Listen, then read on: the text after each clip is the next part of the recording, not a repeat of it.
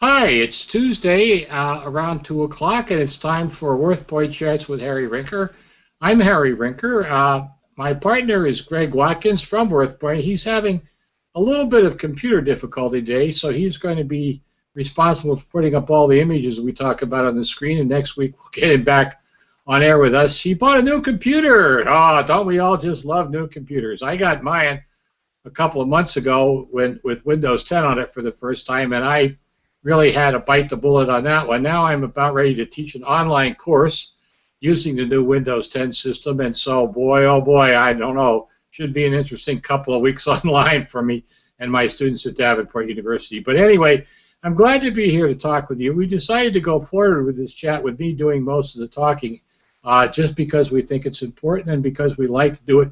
If you're listening to this chat live, don't hesitate to go to the chat message section to the right of this, and send me a message. Greg and I have been going back and forth on the communication link here over the last few minutes. So we've got a lot of fun things to talk about, and it is interesting. Recently, Muhammad Ali died, and one of the things that happens is years ago I had to develop a theory about what happens to the prices of the secondary market when a famous personality passes away, and I created a concept called celebrity bounce. We'll talk about that in a minute, but we got a letter in from a gal out in Wrightwood, California. Says, I came upon your name and information in a Google search while trying to figure out if what I have is of any value. In August 1985, I was visiting New York City, and Muhammad Ali was there in the streets, and there was a group of us who surrounded him and asked for autographs. I took a picture of him signing autographs and so pulled out a small piece of white notebook paper for him to sign. I held on to it all these years, the photograph and the signature, for no other reason than to say I experienced the event. Now, she said, now with his passing, I was wondering if it might be of any value, and if so, how I might go about selling it. Well, first of all, let me tell Marcia, you are my kind of gal, because what you did is you took a picture of Muhammad Ali there signing the pieces. So there's not going to be any question whether he was there or whether he did the signing. As you probably know, the FBI has said that almost as much as 90% of all those sports signatures out there are fake. And so as a result of that, what we have here is we have to be very careful. Now, the question is, signatures come in many different forms. What you have is what we would call a clip signature. The name originally originated from people who used to get letters from historic people and cut their names out of the bottom of the letter instead of preserving the whole letter. You know, at the time it was fun, but now it's really bad. But, you know, you have what we call a clip signature, probably the least valuable of all of the signatures. But the thing is that you've got an authentic clip signature, and that's a big plus. Now, we've got, when we did a search on the Worthopedia, we found out that there were, my gosh, there were several thousand Muhammad autographs, and this is where you have to be really careful. You have a clip signature. There's autograph letters signed, type letters signed, signed photographs, all the rest of the thing. You have to be extremely careful, especially with signed photographs, to make sure the signature isn't printed as part of the photograph. Now, when I was doing some research work to try to see where the value of your clip signature fell, I found out that many of the pieces being offered for sale were offered by these sports memorabilia sites. And they actually sent those signatures out to grading services and had them authenticated. I think the fact that you have the picture and the signature and you have the record of where you were, I'm not sure you have to go to that extent. The question becomes, what are the sports sites selling the clip signatures for? Well, when they're just a clip signature in a plastic pack, they're asking anywhere from $600 to $800, maybe even a little bit more. But trust me, right now, they're not going to get that. Although maybe with the celebrity bounce we'll talk about in a second, they might for a while. A lot of people will take the clip signature like you have, get a picture of Muhammad Ali at one of his famous fights, frame them up together, and we call that enhancing the value of it and adding more way beyond the framing cost and the cost of the picture. So let's talk about where we are right now with your clip signature.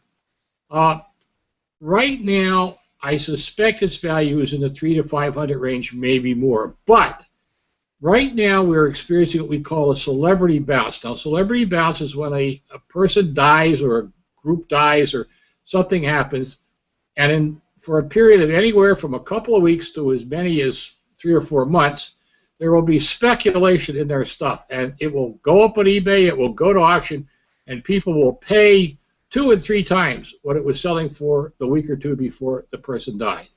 That's called a celebrity bounce. Now, normally a celebrity bounce, as I said, doesn't last more than a week or two. The biggest one that I've ever experienced in my part of the trade is a celebrity bounce that occurred after Princess Diana died. That one lasted almost 3 or 4 months. Now, how long will the Muhammad Ali celebrity bounce go? Probably for about a month. So if you want to sell this thing, now is the time. You can, of course, throw it on eBay, put everything you know about it, open the bidding at $500, $550, and it should run, and you should do very well for this. If you wait to send it to an auction, which is going to have to eventually put it in the catalog and do a whole bunch of other things, there's a strong possibility that the market will have adjusted itself by then. So this is one of those things is, if you want to take advantage of the celebrity bounce, you have to strike now. Now, the big difficulty you're going to be up against is all the fake Muhammad Ali stuff that's going to be out there, including a ton of fake signatures. You know, this is a buyer beware game. Be very, very careful. But you've got that picture of Muhammad there. You've got the date when he was there. You could get a copy of the newspaper from town saying he was there or whatever. So you're in good shape. But, Marcia, thank you so much for that. It gave me a wonderful opportunity to talk about the whole concept of celebrity bounce and how it impacts that. You know, it was fun. You would think any celebrity would create a bounce. And yet, as we watch these celebrity bounces occur and not occur, a lot of famous movie stars like Lauren Bacall died recently. You know, there was no celebrity bounce for her stuff at all. It has to be a legendary person. Now, I live in Grand Rapids, Michigan, actually in Kentwood, Michigan, just south of Grand Rapids. And, of course, the big news in the papers out here is Gordie Howe died, the legendary hockey player from the Detroit Red Wings, and he is beloved out here. And there is going to be a huge Gordie Howe bounce in the Detroit area and in the hockey world.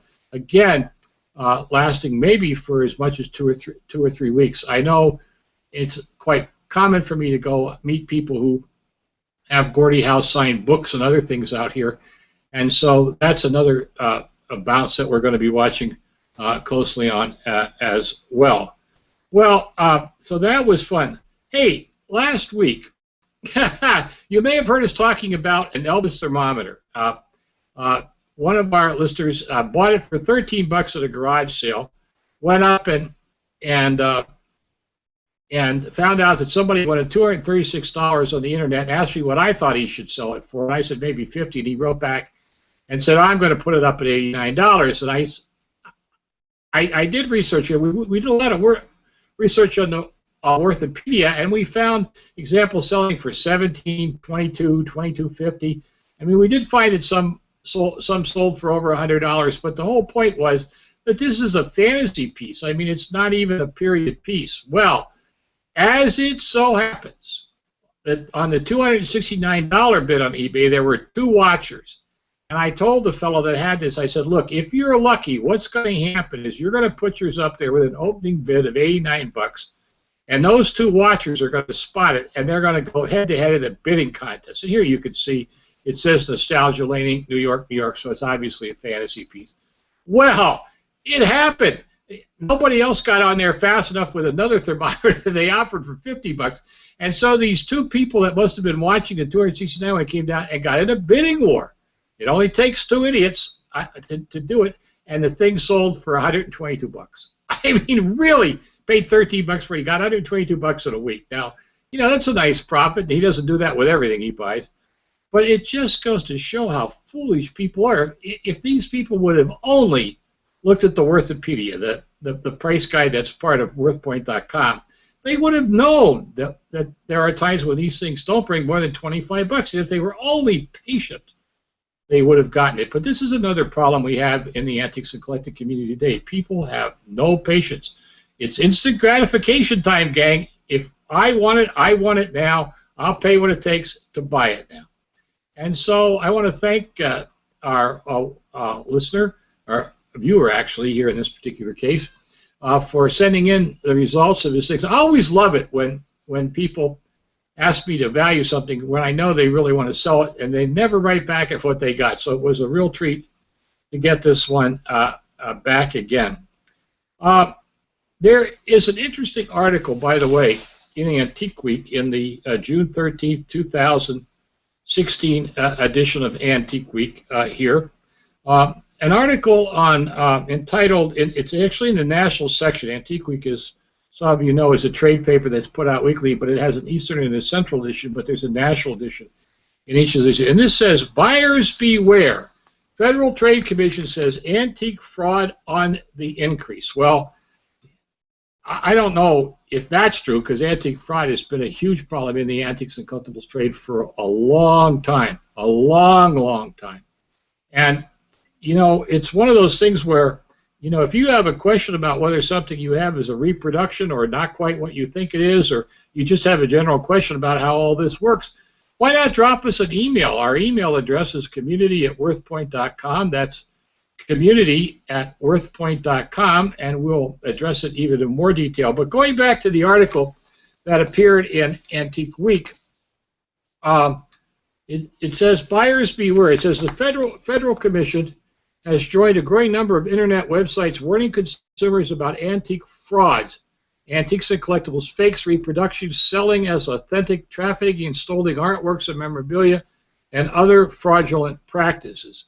There's actually now a website up there that you can look at called webscambusters.com, and that's all one string, scambusters.com. www.scambusters.com, which is doing a two-part series of things. What are some of the scams and fraud things that go on in the antiques and collectibles field? Well, the most common one is passing off a reproduction or a fantasy piece like the Elvis Thermometer as a period piece. That's fraud. That's simply fraud. You know, this is why I tell people when you're out there getting a receipt for your antiques and collectible, make the seller put the date they believe the piece was made on it, because that's the fraudable piece. The second thing on the list was forged autographs and phony certificates of authenticity. You know what? You want my honest opinion, gang? Every certificate of authenticity is a phony. I mean, yeah, they're written so carefully, the wording, that if you read them properly, they're virtually meaningless. The thing about it is that the minute you see a certificate of authenticity, you got to get your hackles up. I really mean all this. Here we've got internet scams, identity theft, urban legends. Are you at risk? Here is one of the websites that Greg has found for us. Number 3, bidding rings and price fixings. The old pools at auction pools. You know, don't think there aren't auction pools on the internet. They are. For those of you who are unfamiliar with them, if you're bidding, an auction pool is when a bunch of dealers or bidders conspire not to bid against each other. And then one of them buys it. Then after the auction, they hold a second auction among themselves to see who wins it, and then he pays off the other guys, depending on where they go out of the bidding process, some money so he doesn't have to pay what he really wants to pay for it. I mean, that is absolutely illegal. It's an illegal restraint to trade, and it's there. Number 4 on the list is undervalue or low appraisals. How many times, I mean, this happens in the jewelry game all the time, but the thing about it is, how many times have you gone out at an antique show and the dealer says, well, you know, I'll charge you $2,000 or $1,500 for that, but I'll raise you an appraisal for $3,000. You say, wait a minute. If he's willing to write an appraisal for $3,000 and you didn't pay for that, and you get an appraisal for twice what you paid for it, that's fraud. I mean, that's just fraud. It doesn't work that way.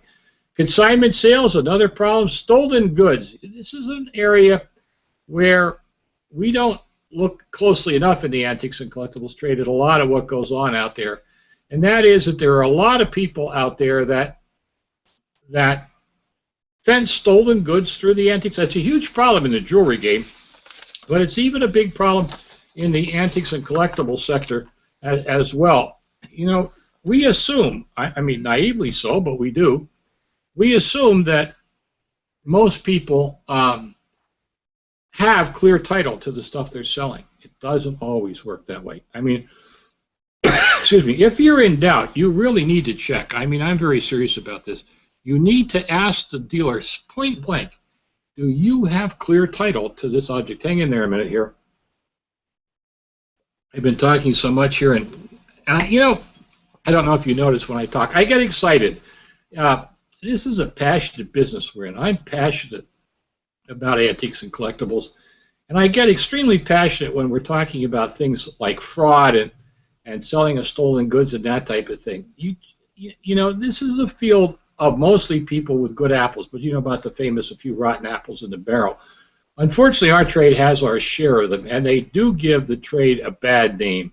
And I think the only police force we have for antiques and collectibles, and yes, the FTC can get involved occasionally, and the local police departments can get involved occasionally, but the only way this trade's ever going to get cleaned up is if those of us who are in the trade make a commitment to help it clean up. I mean, seriously, you spot this type of stuff going on, you got to tell people about it, write about it, get the word. I mean, I think in a way, eBay was delighted that its antiques and collectibles business isn't as critical as it once was, because they spent a lot of time addressing complaints from people that claimed that what a seller was selling wasn't what it was supposed to be.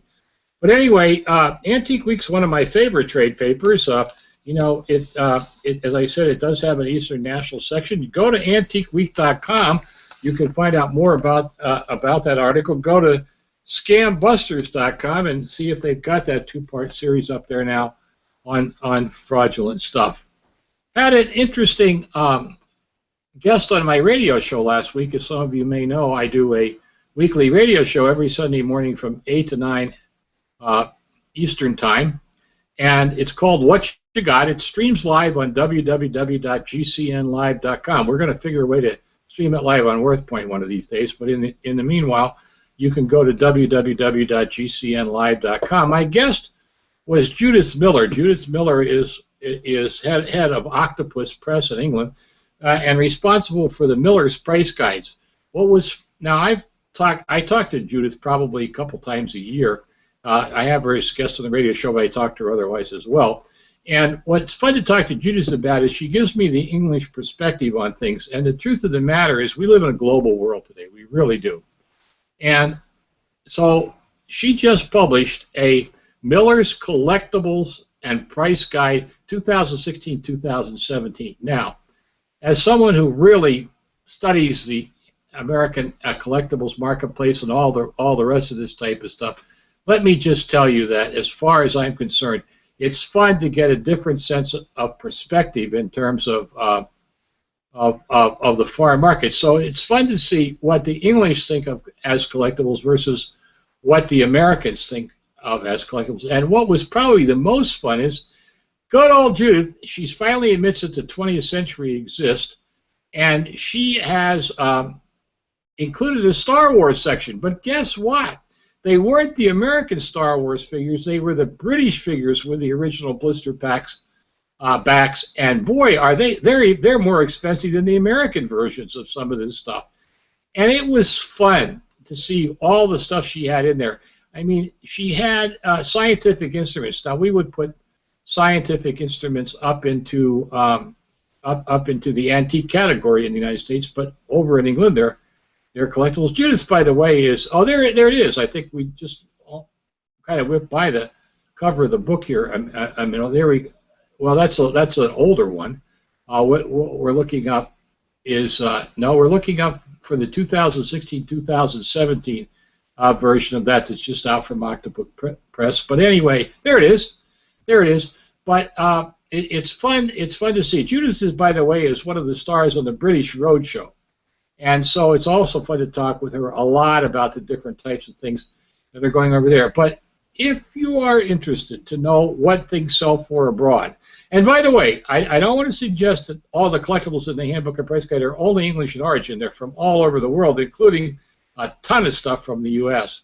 And so it's fun to see what are these things worth in the U.S. versus what are they worth in England, because sometimes it pays to send the stuff to England sometimes it pays to go over to England and buy the stuff and sell it over here. I mean, it's quite a fun thing. So if you don't have that in your library, but yet you want to be a global dealer and a global seller, that's a good reference book for you to acquire. Also had an interesting letter in from a viewer. She has some china that's been in her family, and she was wondering if I could help her find some additional pieces to replace it. Now, I want to read the letter to you. It says, the china pictured Meller and Company 318. That's what the mark says on the bottom. Meller 38 with Meller and Company 318 above it. Was my great-grandmother's. The material comprising it is beneath the glaze, is a white, fine granular texture where it's chipped. One plate my father said a boarder had put into an oven against directions, and it browned the plate. It browned the plate color to a light tea color. That's true. What happens is these are glazed over earthenware pieces, and as the glaze crazes, if you put it in a fire or any kind of place where dirty water, that dirty water or smoke will get down into the crazing and cause that to happen. Actually, it can be reversed with hydrogen chloroxide in a big tub of water, but I don't recommend people try that. And she said, I only have a few plates and some salad bowls that got passed down in our family and would love to have more if I could find someone who had it. My father said the pattern was my great-grandmother's first good set of dishes. Now, you know, this is a phrase we hear a lot when we're out there doing family appraisal, the first good set of dishes.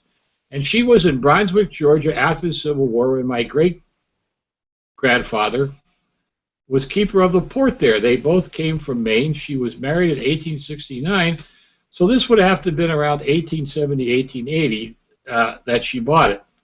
Now, there is an American company called American Meller, made by Cook Pottery out of Trenton, New Jersey, but that didn't start till 1984. And then there is a Miller Taylor and Company out of Burslem, England, and that started in 1887. And she says, I don't like either of these because that doesn't match the family story. Well, forget the family story.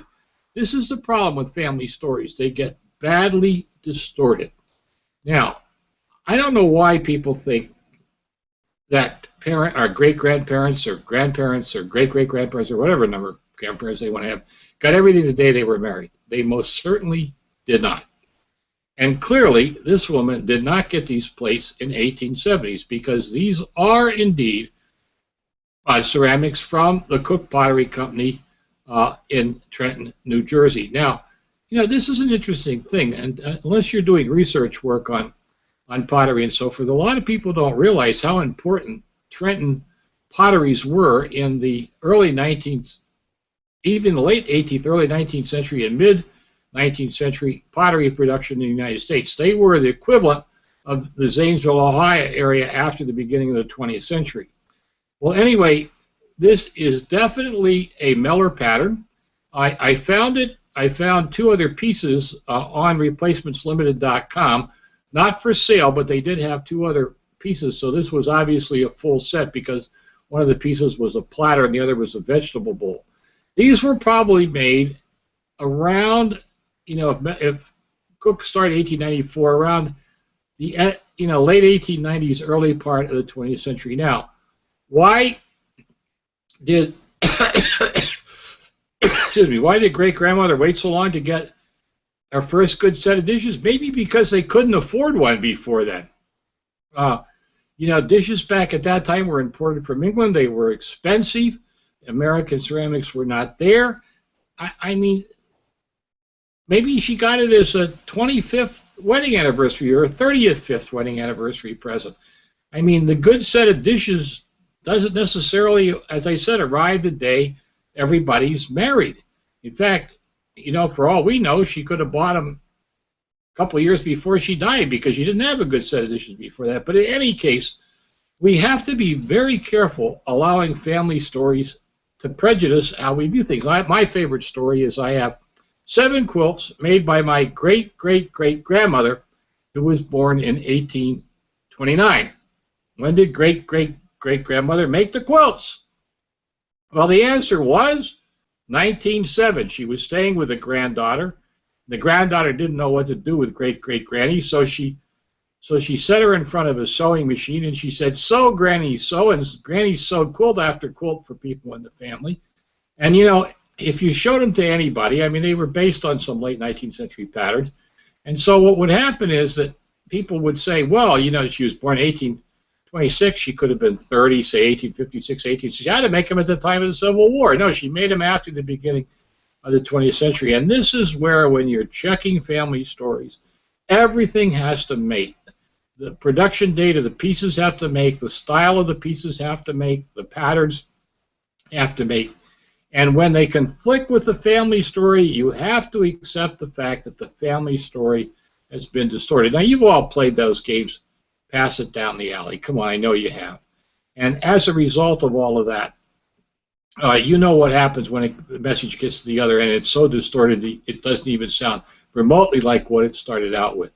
Well, this happens with family stories, too. Even when family stories are written down, they're often written down 50, 60 years later, and there's, so I remember when I was taping my HGTV Collector Inspector series, we were taping a home out in Pittsburgh, and a guy came in with a tilt-top table and said, oh, the family was moving west of the covered wagons, and when they were attacked by Indians, this thing at the bottom of the table was where the owl had struck the table and saved great-great-grandmother. Well, you know, I had this picture of great-great-grandmother hauling that table up the wilderness trails. I mean, come on, really.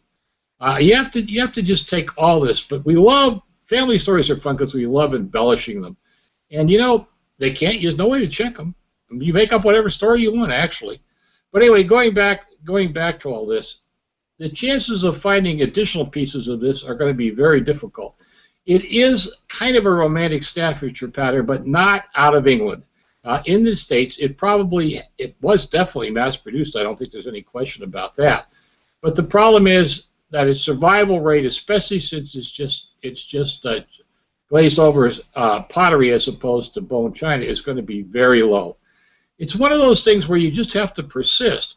Check eBay every once in a while now that you know the pattern. You know, I would do a search once a month for Miller & Company pattern 318, see what comes up. Sooner or later, some are going to pop up on there because this is a country that saves things and doesn't throw things out.